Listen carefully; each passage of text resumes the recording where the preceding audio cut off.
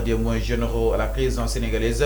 Mi ngi woy daal di cité exactement ay vive réaction lors d'une récente interview moom ki nga xam ne que moo di Cheikh Bara Ndiaye mu daal di bokk si li nga xam ne que moo di député groupe Pastef mi ngi daal di réagir di daal di jàpp ni nag ki nga xam ne que moo di Cheikh Oumar Diagne mauvaise lecture la def contexte bu mu ko waxee ak aussi li nga xam ne que moo di nit ñi moom ki nga xam ne que moo di Cheikh Bara rafetlu yooyu li nga xam ne que moo di kàddu jàpp na ni li nga xam ne que moo di tirailleurs yi dont daal di évoluer au fil des générations ce ne sont pas les mêmes hommes souligne-t-il. Ainsi les tirailleurs ayant combattu les résistants africains lors de la colonisation ne doivent pas être connus avec ceux qui des décennies plus tard ont subi des injustices de Thiaroye et tant d'autres noonu la ko ki nga xam ne que moo di Cheikh Bara Ndiaye waxee que ni ki nga xam ne que moo di Cheikh Oumar Diagne dafa def une mauvaise lecture un mauvais procès yi nga xam ne que moo di yooyu de tirailleurs en tout cas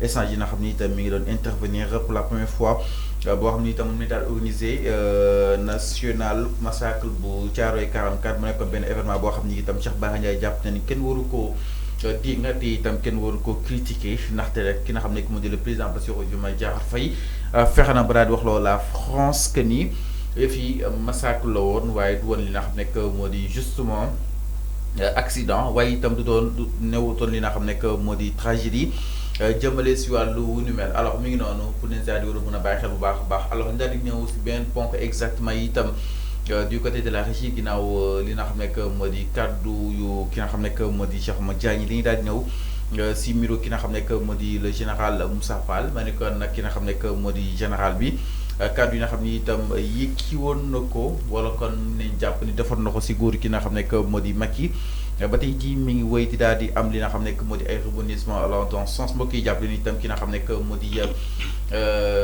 général Moussa Fall mi ngi sous le coup d'une arrestation démb nag plainte yi bëri woon na lool ku déposé keneen ñëw ginnaaw rek ba daal di annoncé ki nga xam ne que moo di général Moussa Fall mi ngi sous le coup d'une arrestation donc l'observateur ñëwaat na si su mu gën a yaatoo naka démb tey ci itam daal si ñëwaat si li nga xam ne que moo di ancien commandant bu deuxième escadron bu grande présidentielle jàppale ni itam Ibrahima Dramé dépose na double plainte contre ki nga xam ne que moo di général Moussa Fall benn bokk na radiation illégale arrestation arbitraire abus d'autorité et violence volontaire en violation des articles 276 et suivant du code pénal sénégalais quatrième bi aussi bokk na si wàllu torture et traitement inhumain et dégradant cinquième bi mooy falsification de documents officiels et usage de faux réprimé par l'article 137 du code pénal sénégalais ma ni kon nag loolu lépp mi ngi si noddal ki nga xam ne que moo di justement général Moussa Fall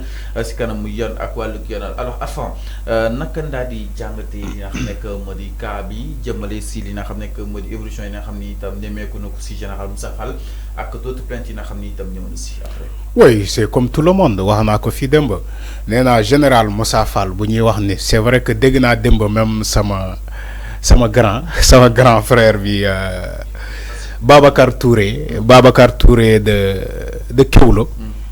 di ñëwaat ci loolu ci général Moussa Fall faisant des révélations yoo xamante ne parfois même tu te dis mais attends Babacar Touré lan moo ko animé man en tout cas je ne comprends pas de vouloir défendre l'indéfendable parfois d'être plus royal que le roi lui-même c'est ce que je ne comprends pas mais général Moussa Fall c'est le constat général de tous les Sénégalais ñoom ñoo jàpp ni que waa jii ni mënoo ko génnee ci les événements yi amoon fii je suis désolé de le dire mais c'est pas à Babacar Touré de défendre général Moussa Fall il peut pas même malgré tout ce qu'il a en disant oui dem naa ci bureau mu jox ma le CV de la femme de Ibrahima Dramé oui dem naa bureau Moussa Fall jox ma ay message ay SMS yoo xamante ne ay nit yónnee nañ ko pour menacer ko wala dem naa bureau Moussa Fall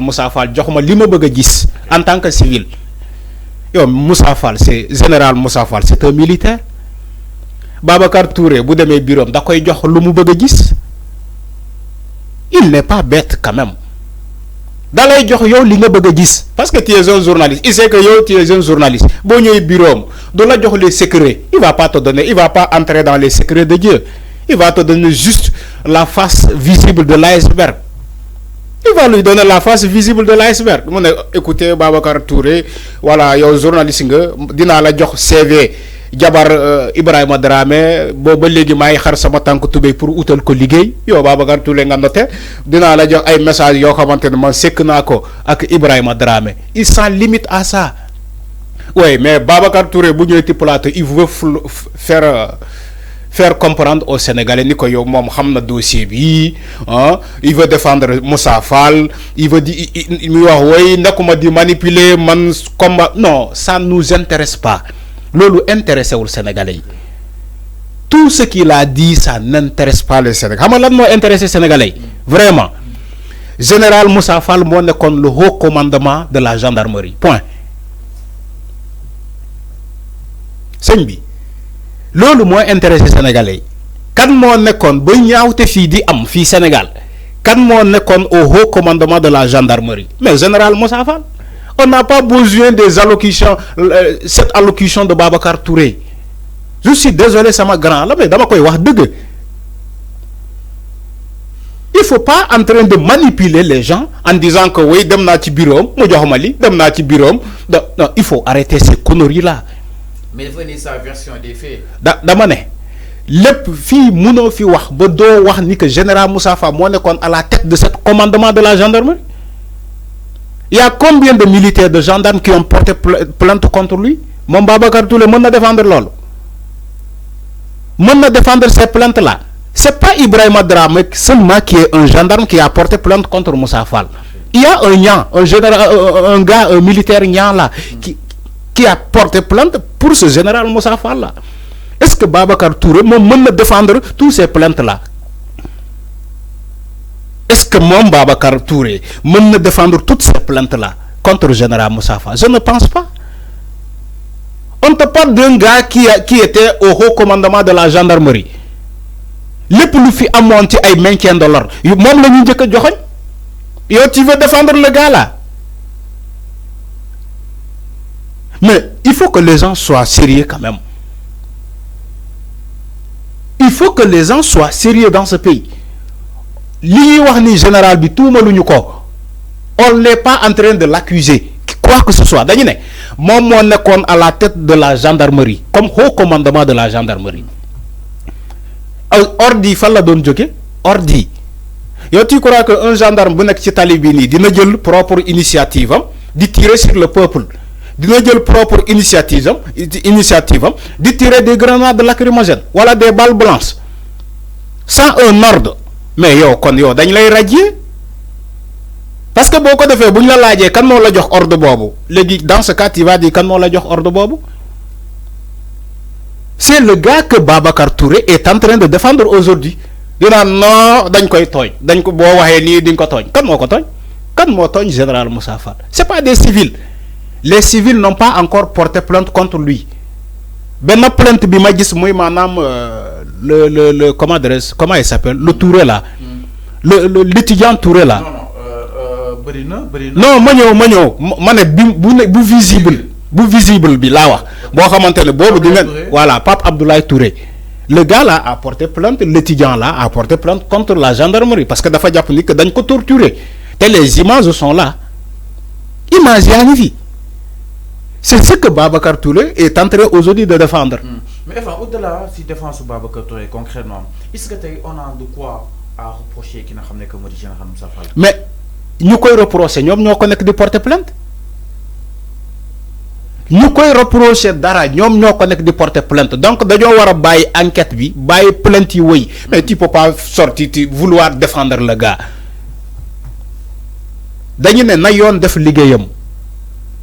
Dama né maintien de l'ordre kan moko yoron fi kan mo nekkoon à la haute commandement au haut commandement de la gendarmerie c'est pas un civil c'est pas Arfan c'est pas Fallou mais c'est général Moussa Fall c'est lui dama ne quand si ñun bu ñu nekkoon tey dans un état sérieux waxuma ni que état bi sérieux wul de mais des états comme les États-Unis par exemple la Chine la Grande-Bretagne le Canada dañ koy simi général bii nii yóbbu ko kaso parce que boo gisee ma ne yóbbu ko kaso le pays a perdu 86 jeunes sur un maintien de l'ordre 86 jeunes est-ce que vous imaginez 86 jeunes sénégalais ñàkk seen bakkan ci maintien de l'ordre parce que dañ doon manifester di sànni ay xeer ñu rayi leen après vous me dites que le général là est bon il est super quoi il est voilà on le défend je ne parle pas pour lui seulement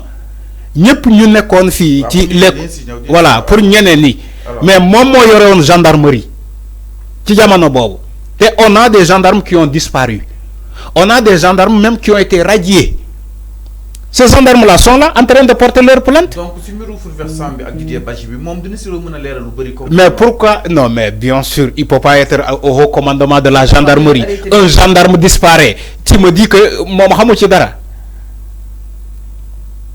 tu me dis que moom xamu ci dara non il faut arrêter ce que vous dites ce que vous dites est très grave. Tu gères la gendarmerie, maintien de l'ordre, on perd 86 jeunes. Tu me dis que le général là, il est bon. Qu'est-ce que nous reproche d'ara? Et on est dans un pays qui s'appelle le Sénégal.